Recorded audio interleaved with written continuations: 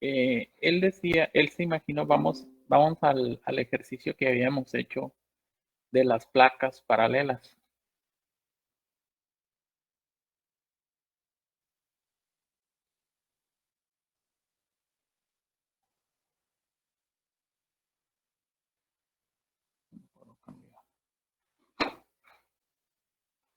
Teníamos las placas, digamos, esta estaba cargada positiva, esta negativa. Veíamos en clase, tengo algo mal configurado.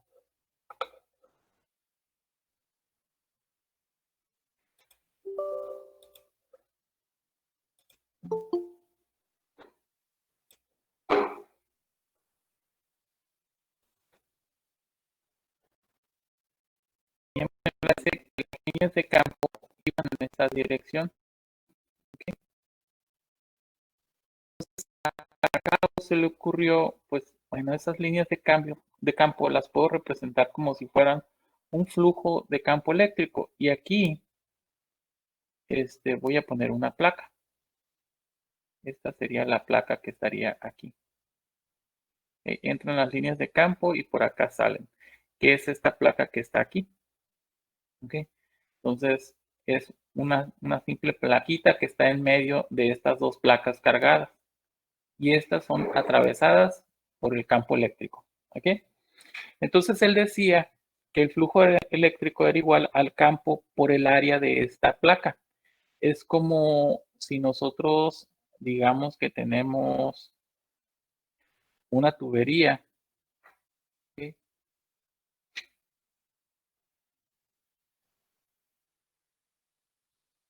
Y por esta tubería hay un flujo de agua, de algún líquido, ¿no? Vamos a suponer agua. ¿Ok? Y nosotros hacemos una sección transversal de esta tubería y vamos a ver que el flujo está pasando por aquí. ¿Ok? Que el agua pasa por esa cara que está ahí. ¿Ok? En el caso del campo eléctrico atraviesa el material. El campo del agua, pues aquí atravesaría esta sección imaginaria que nosotros haríamos. Entonces, ese sería el flujo eléctrico. Aquí lo estamos representando como si fuera un flujo de agua. Entonces, él decía, el flujo es igual al campo total por el área total, ¿no? Entonces, y así lo definió. Bueno, en este sentido, aquí las líneas de campo, en esta cara, digamos que la cara que está del lado izquierdo, pues entran a este material con esta es la dirección del campo, digamos, esta es la dirección del campo, y aquí entra el campo eléctrico, pero la cara de esto apunta hacia la izquierda, ¿ok? Y cuando sale el campo, la cara apunta hacia este lado, ¿ok? Entonces, si nosotros en esa, digamos, en esas placas que tenemos aquí, que generan nuestro campo, positiva, positiva, esta negativa,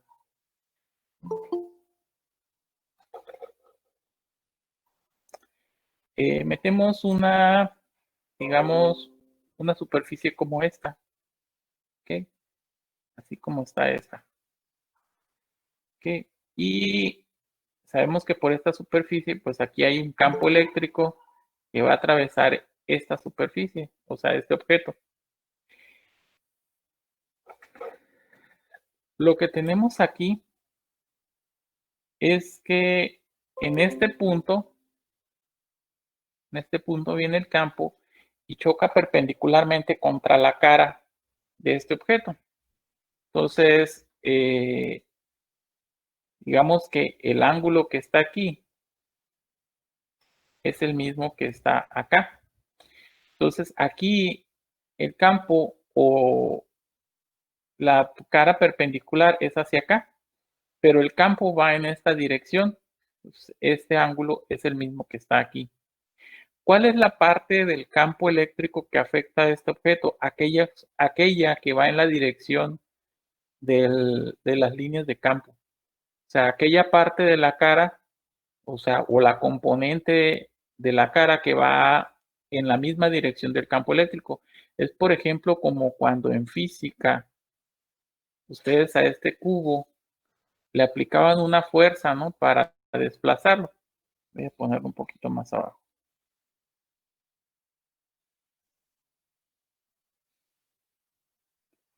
Digamos, lo queremos mover ese cubo, ¿ok? Y le voy a aplicar una fuerza. Y le aplico una fuerza aquí. El desplazamiento es hacia acá, desplazamiento. Pero la fuerza yo la estoy aplicando con dos componentes. Una componente que va en el sentido del desplazamiento y hay otra componente que no tiene nada que ver con el desplazamiento. ¿Ok? A mí me interesa aquella componente de la cara, de la superficie, que va en el mismo sentido del desplazamiento.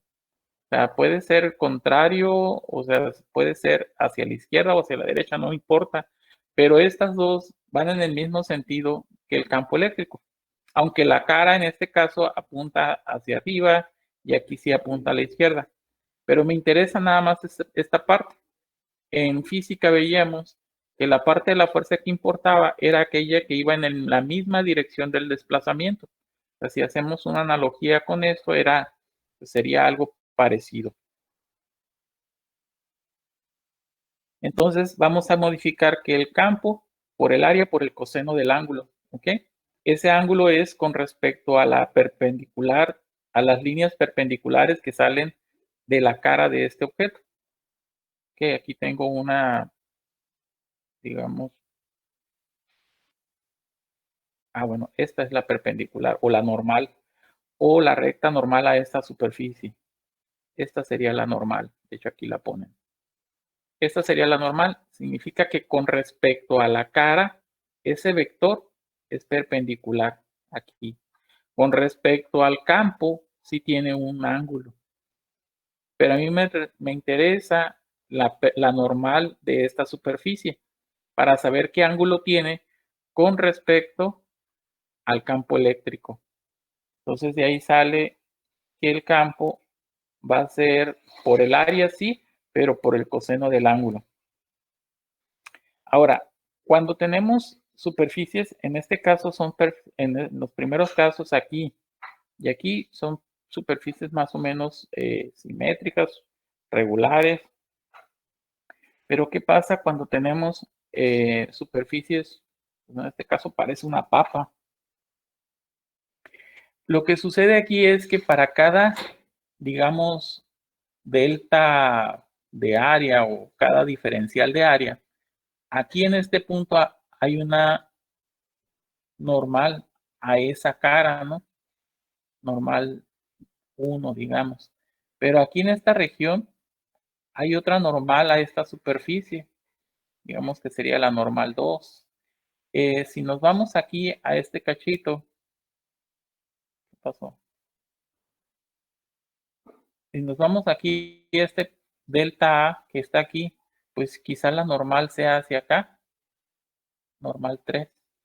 Entonces, pero el campo eléctrico, si se fijan, es este.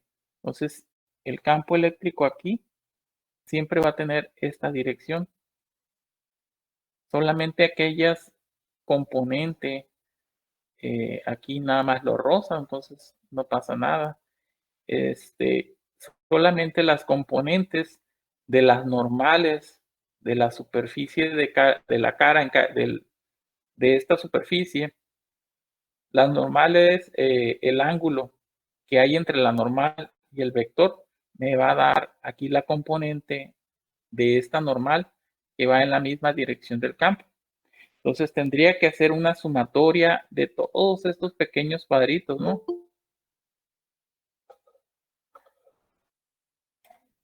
De todos esos pequeños diferenciales de área. Entonces, si hago esto lo puedo reemplazar por una integral. Entonces, en lugar de poner un delta A, voy a poner un diferencial de área y voy a integrar. Y va a ser el producto punto del campo eléctrico, producto punto con el diferencial de área. Acuérdense que el producto punto también nos daba el coseno del ángulo. Entonces, esta sería una integral de superficie, ¿ok? Y esta integral de superficie, si abarcamos todo el campo y toda el área, va a ser igual a todo el flujo que pasa por este objeto, ¿ok? Entonces, normalmente cuando un objeto de forma irregular está dentro de un campo eléctrico, pues como les explicaba ahorita, para cada sección de estos cuadritos de área, pues vamos a tener una normal con respecto a esa sección y esa normal va a tener un ángulo con respecto a la dirección del campo. En este caso aquí, si se fijan, es 90 grados. En algunos casos el ángulo será mayor a 90 y en otros casos será menor a 90. Entonces tenemos estas tres situaciones. Donde el ángulo es 90, aquí digamos donde lo rosa, aquí, en esta parte. En esta parte donde el campo es paralelo a la cara a la superficie. En esos puntos, digamos, donde tenemos una recta, un plano tangente, o bueno, es una recta tangente, el campo o esta línea de campo es tangente a la superficie, a esta superficie. En esos puntos tenemos que el ángulo entre la cara, entre el vector normal y el campo son 90 grados. ¿Okay? Y ahora, ¿qué pasa? Entonces, para representar las líneas de campo, estas, aquí unas entran y aquí otras están saliendo. Entonces, esta integral, como es una superficie, aquí tenemos una superficie cerrada, ¿ok? Esta superficie es como, digamos, aquí un huevo. La cáscara, el caparazón del huevo, la cáscara es una superficie cerrada, ¿no? Por donde le vamos, es una superficie cerrada. Las integrales de ese tipo se representan con una ruedita aquí en medio. Esa ruedita me dice que es la integral de una área cerrada. Es lo único que representa. Y la fórmula no cambia. Queda todas las componentes del campo, cada línea de campo que llega y atraviesa a esa superficie por cada diferencial de área. Entonces, lo único que cambió entre la fórmula de ahorita y esta que estamos poniendo es este circulito que aquí, que me representa que es un área cerrada. ¿Ok? Entonces, vamos a ver un ejemplo. ¿Qué sucede, por ejemplo, aquí? Digamos que en las caras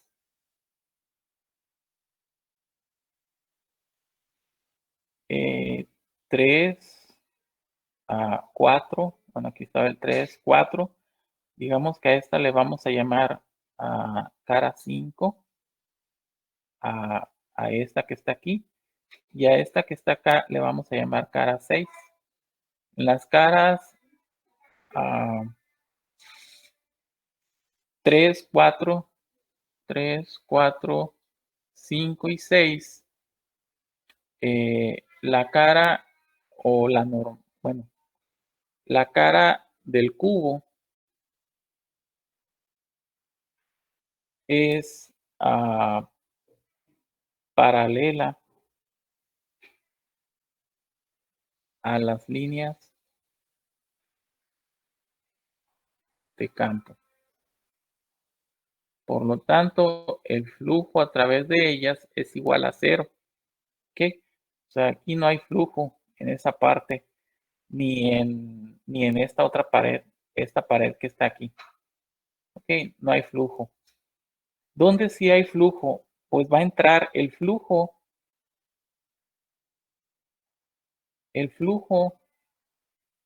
o el flujo eléctrico entra por por la cara 1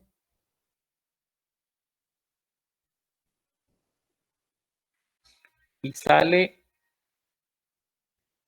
y sale por 2. Por la cara 1 y sale por la cara 2, ¿no? Con respecto a la normal de esa superficie. ¿Cómo está eso? Aquí tengo la cara. Digamos que esto es la cara 1. ¿Ok? Aquí tengo el cubo y esta parte es la cara 2. ¿Ok? Aquí tengo la cara 2. El campo eléctrico viene en esta dirección. ¿Ok? El campo eléctrico es este. Este es el campo eléctrico. En el caso de la normal, de esta vector, la normal a esto apunta hacia acá. Entonces aquí el ángulo entre el flujo y la normal es este ángulo que está aquí. En el caso de la cara 2, el ángulo es 0 porque la normal va a punta en la misma dirección del vector. ¿Ok? Entonces, si yo quiero saber el flujo neto que hay en este cubo, voy a tomar la fórmula que tengo aquí, esta, integral de E por dA, E por dA.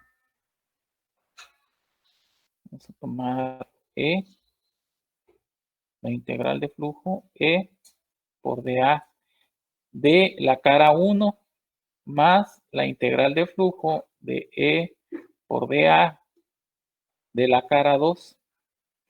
Acuérdense que esto era igual a la integral de la cara 1 de E por coseno del ángulo por dA más la integral de la cara 2 de E por coseno del ángulo por dA.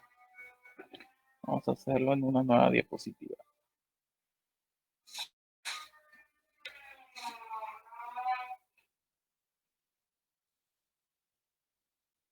Y lo vamos a copiar abajo esto.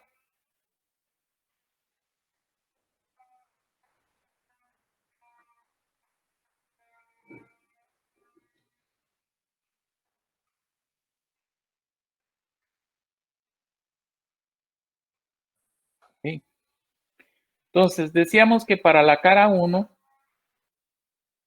para la cara 1, θ es igual a 180. El coseno de 180 es igual a menos 1. Entonces, aquí el flujo va a ser igual a menos para la cara 1 de E por dA.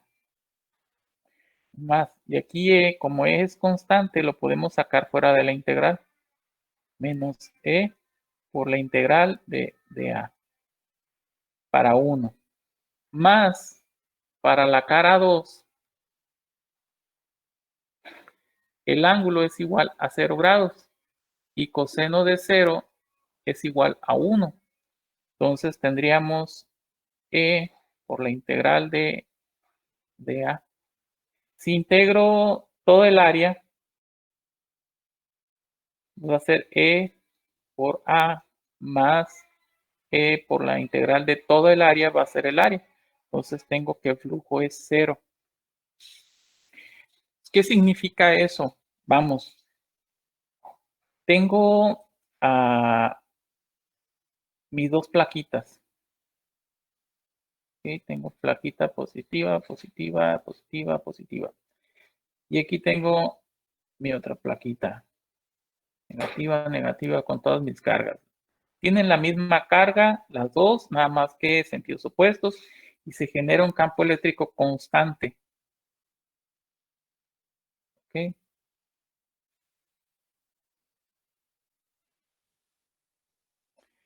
Vamos a suponer que en medio, aquí en medio, voy a poner este cubo.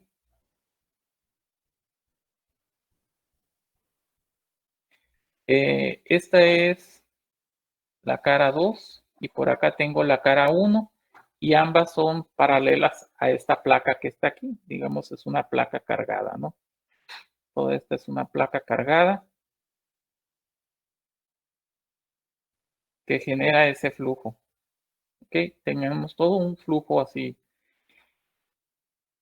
Pues el flujo que entra a esta, o sea, el flujo que está entrando aquí, pues es el mismo que está saliendo acá.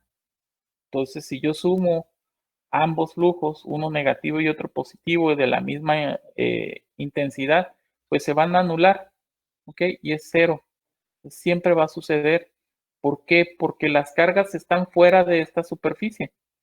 ¿Para qué nos sirve esa definición de Gauss?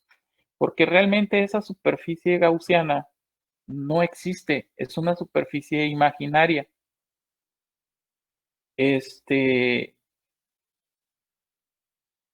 Digamos que si este es el objeto, yo me estoy imaginando esta superficie. Puede ser que exista o no, no sé. Bueno, aquí en este caso, ¿no? Pero vamos a suponer que no solamente me la imaginé, que hay algo ahí. Entonces las líneas de flujo que pasan y atraviesan esto, pues son las mismas que entran, son las mismas que salen. ¿Ok?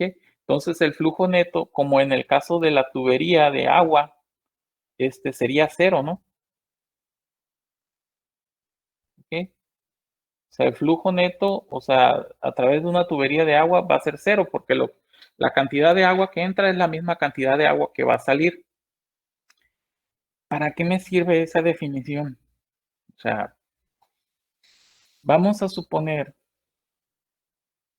que yo imagino que tengo mi carga, así como está aquí, dibujada.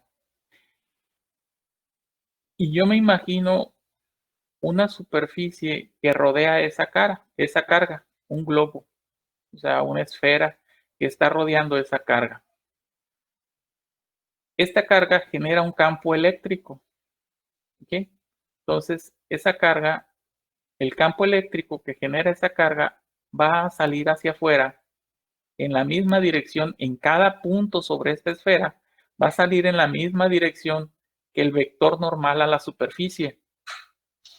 Entonces, el flujo neto que hay aquí va a ser igual, o sea, si nos podemos deducir, el flujo que hay neto es generado por esta carga que hay en el interior. Entonces, de alguna forma, el flujo que existe hacia afuera de esta superficie imaginaria, que dentro hay una sola carga, tiene que ser igual a la carga que está encerrada en esa superficie que yo me estoy imaginando. Entonces, la fórmula para calcular esto, pues va a ser el campo por el diferencial de área. ¿Ok? Vamos a suponer aquí cuál es la fórmula del campo. Campo eléctrico es igual a esto, K por Q entre R cuadrado. Y esto es el área de la esfera, ¿ok? De la superficie de la esfera. Entonces, esto es E por A.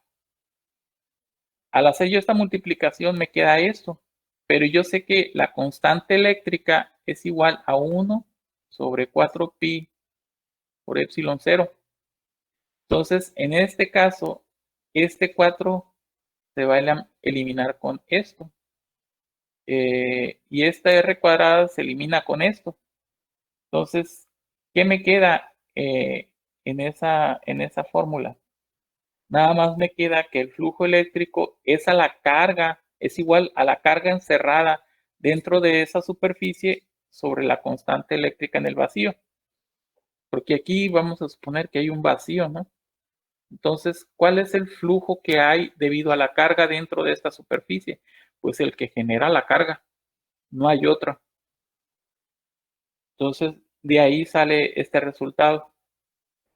Que el flujo eléctrico que hay dentro de una superficie imaginaria o gaussiana, como le llaman, es igual a la carga encerrada dentro de esa superficie entre la permitividad eléctrica en el vacío. Ok. ¿Qué pasa, por ejemplo, si esa superficie no es tan perfecta como una esfera? ¿Ok? Vamos a suponer que tiene otras formas. No, no es una esfera. De todas maneras, el flujo neto que va a haber dentro de cualquier superficie, pues se deberá nada más a la carga que esté encerrada dentro de esa superficie. Imagínense que ustedes tienen una caja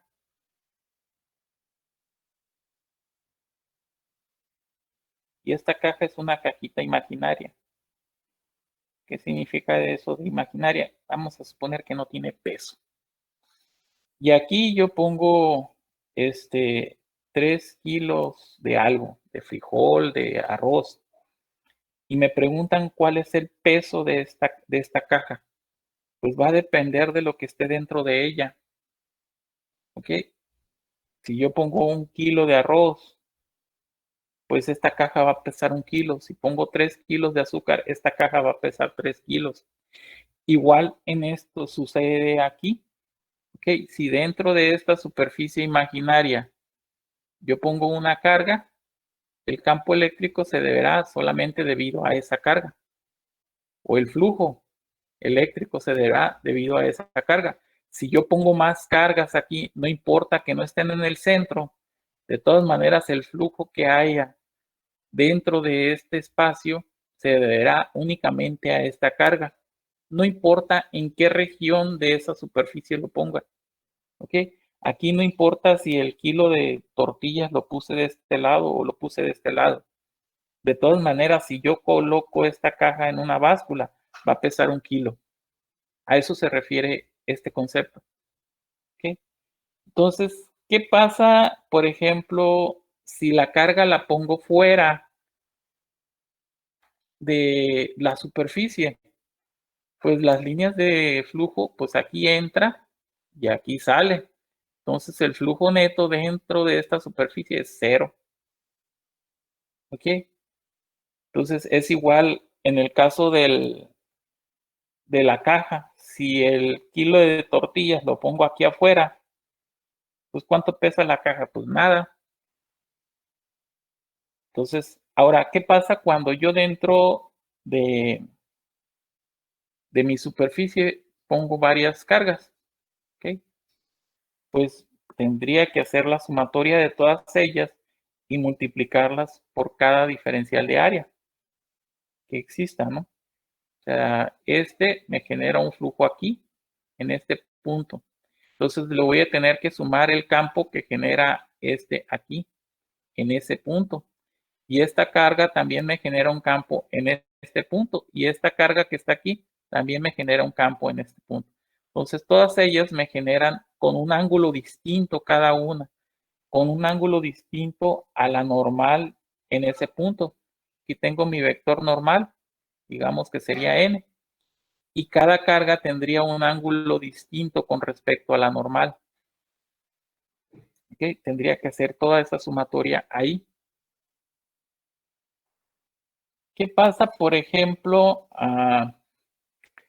Aquí tengo 3 superficies gaussianas.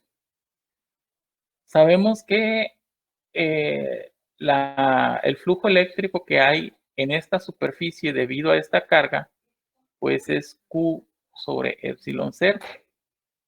El flujo eléctrico que hay en esta superficie gaussiana, pues sería Q2 más Q3 sobre epsilon 0.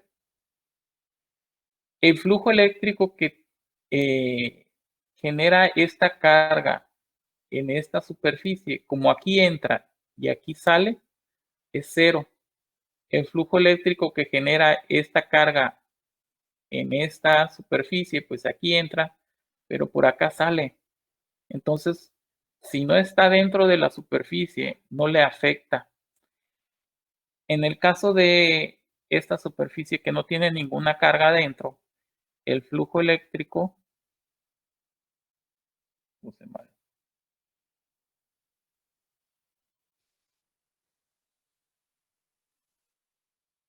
es igual a cero. ¿Okay? Porque no tiene ninguna carga dentro de él. O sea, el campo eléctrico que genera a esta, aquí entra, pero pues acá sale. lo que genera esta aquí, pues aquí entra, pero aquí vuelve a salir y aquí mismo vuelve a entrar, pero aquí vuelve a salir. Entonces es cero. Entonces no hay, por eso no hay flujo eléctrico neto, siempre va a ser cero. ¿Ok? Entonces ese fue el concepto que desarrolló Gauss en esto. Y la fórmula que nos dejó para el flujo eléctrico, pues sería esta. El flujo eléctrico solamente va a depender de la carga encerrada dentro de una superficie imaginaria entre la permitividad eléctrica en el vacío. No depende para nada de la forma de la superficie que nosotros nos estemos imaginando. ¿Sí?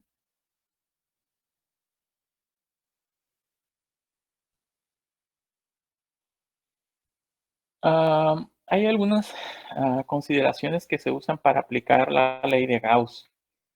Eh, de hecho, solamente la usamos en superficies que tienen mucha simetría. Y decimos, no, pues no nos sirve de mucho, ¿no? Porque casi todo, pues no, nada, muy pocas cosas son simétricas o las construimos de esa forma. Pero hay algunas, digamos, consideraciones que nosotros podemos hacer en los análisis.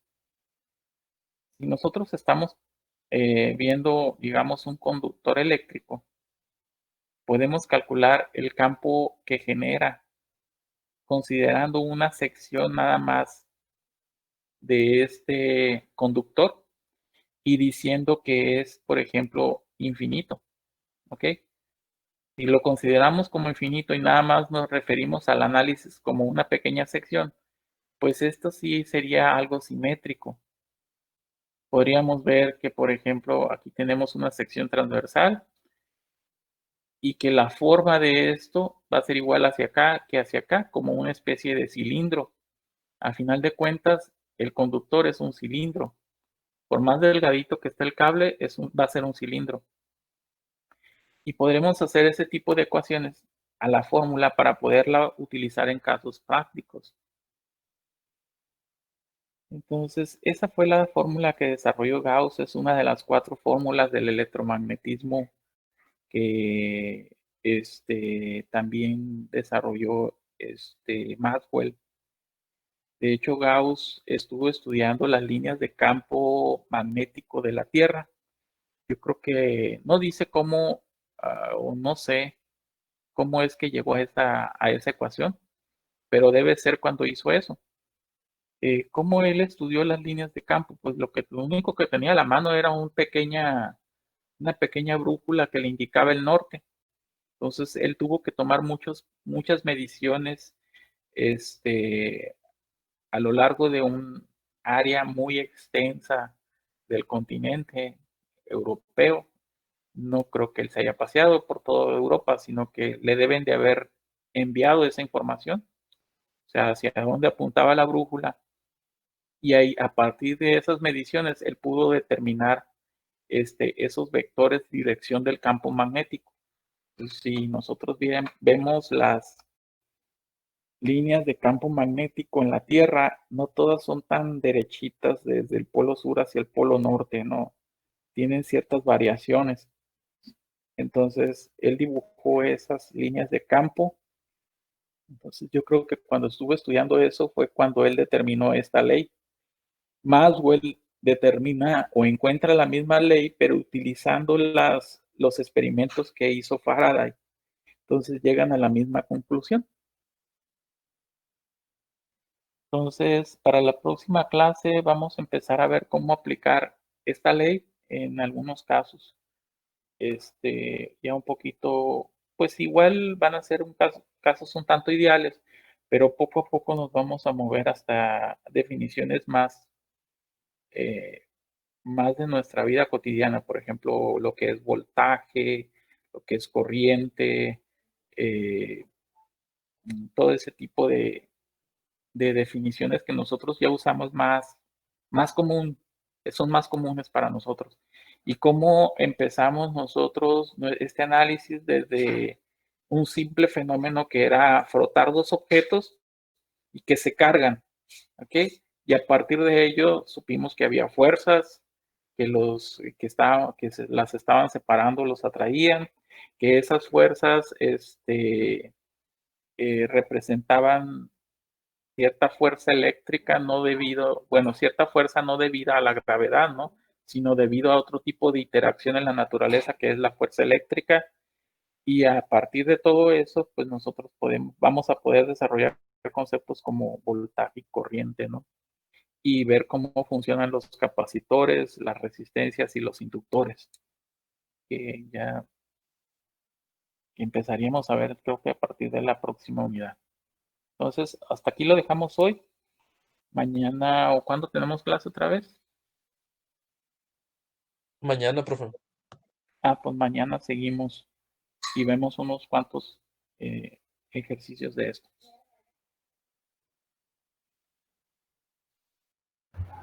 Nos vemos, profe.